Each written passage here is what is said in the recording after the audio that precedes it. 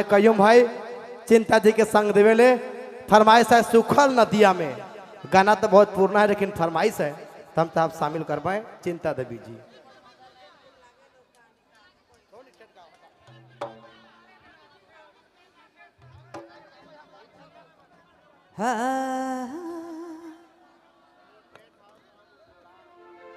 ठेठ सही बात है। एखन मैया मन खेले के लिए आ हैं एक गो और उकर बादे सुखल न दिया दिया हाय ना सुना पूरा ई खोरिया में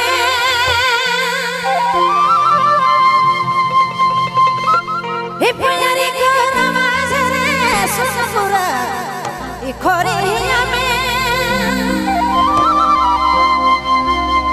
हे प्यारी करवा जरे यावत हो सरा के बहिया लरा कना जान दिला लागे हाय रे यावत हो सरा के बहिया लरा कना जान दिला लागे।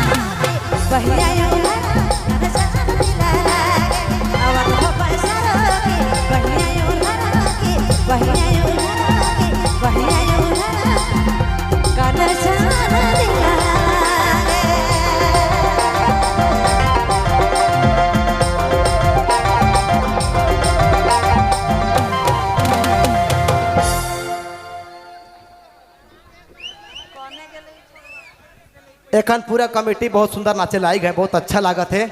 आग्रह है कई आवाज से मंच में आई जाबे